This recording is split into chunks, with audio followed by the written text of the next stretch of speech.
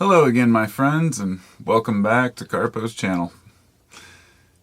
Now, I know I made a video talking about a similar subject a week or two ago, and I kind of had an epiphany, or a revelation, if you will, regarding this video I made was talking about Tourette's and Tourette's syndrome and varieties of this, talking about tics and twitches and things like that. And over the years, when I was younger, OCD was kind of one of those things people would throw around. I had a few friends who would say, "Oh, I'm OCD," and use it as kind of an excuse for just being absent-minded. And therefore, OCD kind of grew to have kind of a distasteful idea in my mind. It was a symptom of a larger problem in society, but I do realize that some people actually have this. But what I meant was a lot of people use it and pretend they have it as an excuse. However, I never thought of myself as OCD. And this is because of a lot of the discussions people have about it, when you read the descriptions of somebody who has obsessive compulsive disorder, you'll hear about things like intrusive thoughts, or, having to clean obsessively or wash their hands over and over. There's so much misunderstanding in why this happens and why people do these things that only recently has enough information come out for me to be able to actually almost pin down my actual issue, because Tourette's didn't seem to fit my issue. I mean, it's on and off, and it can be... Let me just start at the beginning here. What I'm talking about here is TOCD, and unfortunately when I Google that, it comes up with transsexual OCD, which is not at all, I don't even think that's a thing. I think it's TOCD as a description can come from many things, but it's Tourette's OCD, or Tourettic obsessive compulsive disorder. And when I read the description of this, it was like an epiphany for me. It totally gave me a full description of the things I've been going through in my life. And so I wanted to share that with other people in case there's somebody else out there like myself who maybe has a similar mindset or similar issues. Now, I guess you might want to watch the previous video as a kind of preamble to this one, because I talked about the specifics of my condition, the issues I have. But let's just say that TOCD is a combination between Tourette's and OCD. It's often people talk about an intrusive feeling, or rather an intrusive thought in obsessive compulsive disorders. So they have these thoughts they can't get rid of, for example. I don't have that problem. None of the descriptions of it ever fit me. I mean, perhaps that's because I've realized that you can't have intrusive thoughts if you don't care what you think about. In other words, you have to process it and let it go. It's kind of a technique, a Buddhist technique that I learned, and I've used it. So when I really look back, I thought I have had some recurring intrusive thoughts, but when they started bothering me, I would tie them to something positive. In fact, it kind of comes down to this. I don't even want to say it because I know it'll bother some of you, but when you start to become conscious of your breathing, and then you realize, oh shit, I'm thinking about my breathing, and then you start to get maybe a head rush because you don't know how to breathe anymore. It's a very weird feeling, but if you just let it go, tie it to something else, something positive. Okay, so whenever this happens, I'm going to think about this instead. And it really helped. Anyway, I didn't realize I had these intrusive kind of feelings or thoughts, but they're not like what's described in typical OCD cases. I'm not a clean freak. I'm not obsessed about making sure my floor is scrubbed or my hands are clean. But then I started to learn some people don't wash their hands to make sure they're clean. It has nothing to do with the germs.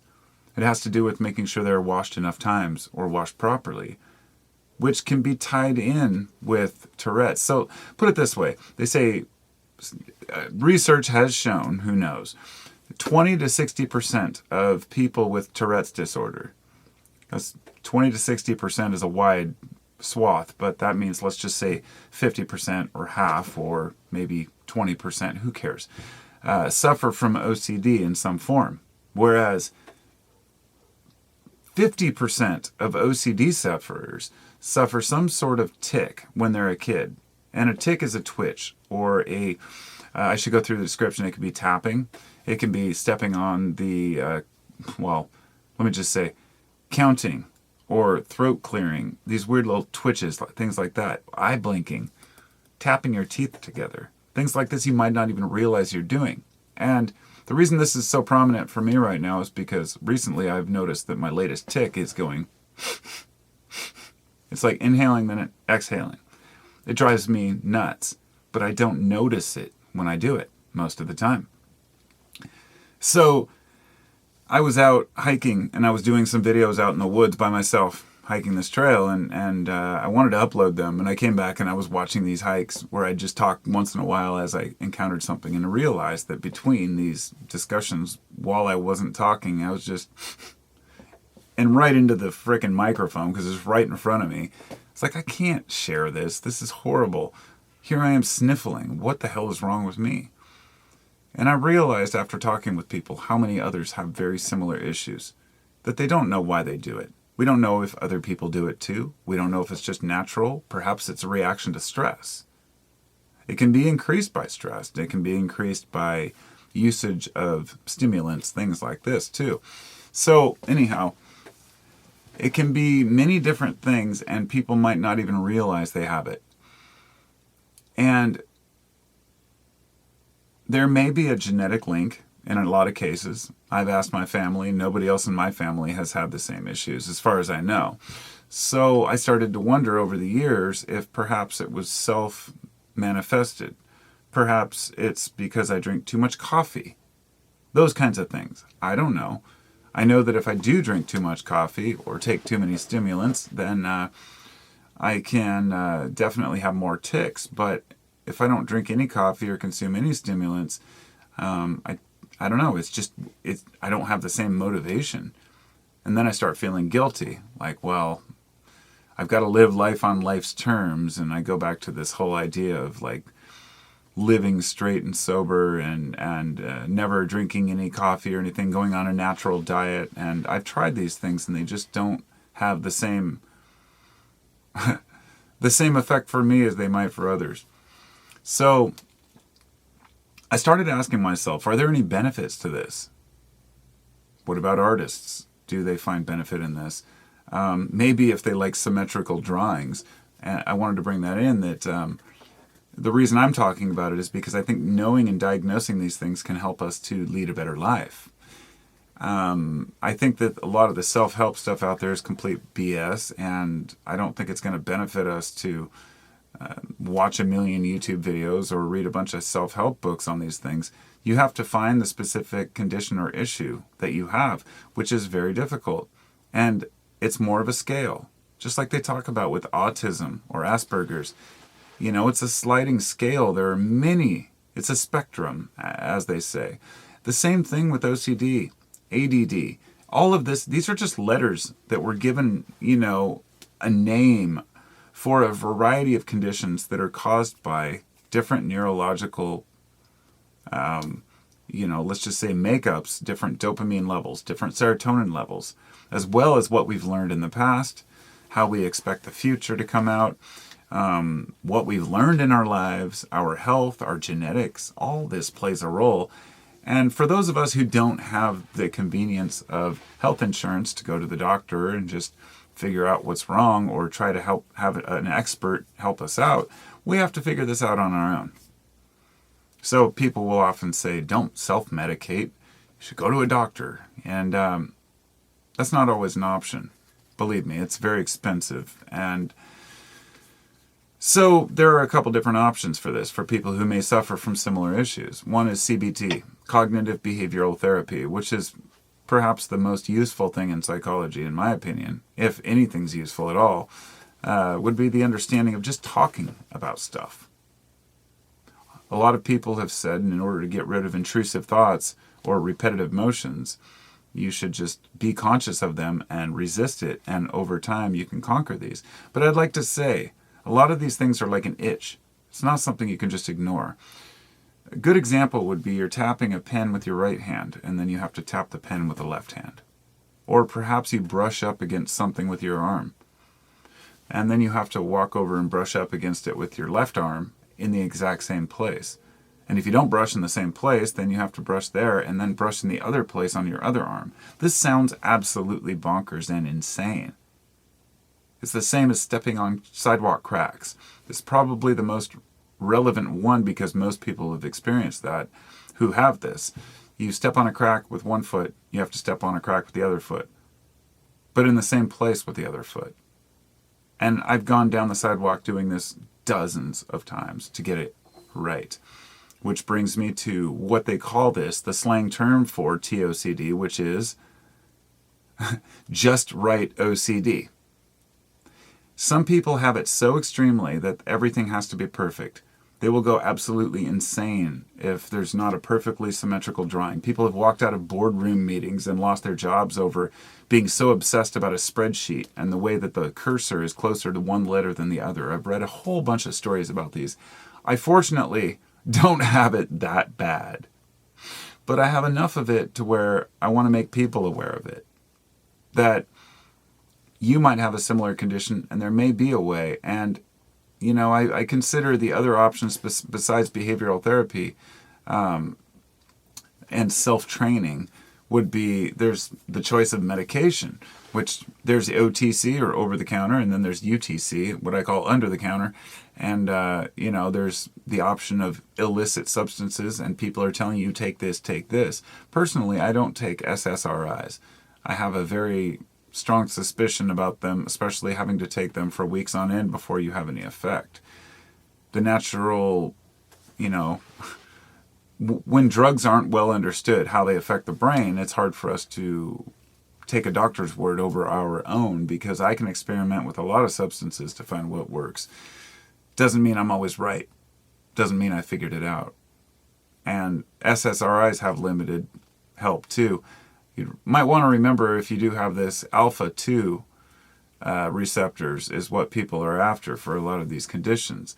But medication has its limits too. Sure, you could take a pill and be fine all day, but at what cost? Will it remove your emotion? What are the benefits? And something, and this is where I'm going to finalize this, what I've realized about the benefits is that I am seeking equilibrium, okay, like everyone else. I'm seeking balance, maybe to more of an extreme than other people are. And I thought, what are the positive sides of having to touch my hands evenly or, you know, blink a certain amount of times? What is this balance thing? Could I use it to my advantage? Or perhaps does it reflect on my balance in trying to balance my mood, trying to balance my feelings, my emotions, but especially being balanced in thinking, politically, religiously. I always find myself in the middle on things because it doesn't feel right to join one side or the other. And this has always been the way I've thought.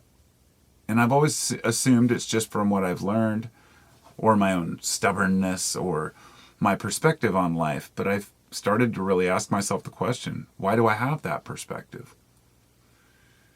Could it do with the fact that it just feels wrong in my gut when I take a side, you know? There are some issues that I will take a side on, but it's usually the side of the people, not a political side or a religious side. People are welcome to believe and do what they want so long as they harm no other. But maybe, just maybe, having, you know, some form of this kind of balance, whatever you want to call it, in your head, whether it's Tourette's, OCD, or otherwise, it might be like a Buddhist ready mentality, if you will, and something you just have to live with in order to benefit from all these other aspects of it. And remember, symmetry ain't perfect. Doesn't matter how symmetrical a drawing is, or your brain is, or a body is. There's always a small molecule. It just depends on the level you get down to. And nothing is perfectly balanced. There's difference in every snowflake, even in perfectly identical identical snowflakes, but you have to go to the molecular level. And I think of that as kind of a metaphor for life. We're always seeking balance. So maybe there's a benefit after all, because I don't want to just sit here and say, oh, I have this condition, you might have it too. Oh, well, we're screwed. Take drugs. No. There's got to be another answer to this. Kind of like a savant. They might suffer from certain aspects in life, but what they can produce can be amazing. Not comparing Tourette's to a savant. What I'm saying is when we find positivity, unfortunately, even some people with Asperger's who have done some amazing things, it makes me wonder if it takes that mental, what some would call a deficit, others would call a benefit. Does it take that in order to push and create and push the boundaries? We know most poets have been insane. Most, authors have had issues. Artists have always had issues. It's just, there's a reason artists are starving. It's not because their art doesn't cost money. It's because they live different lives, and everybody's unique. And I guess that's the point I would like to leave with, is to say we all have different aspects of this, that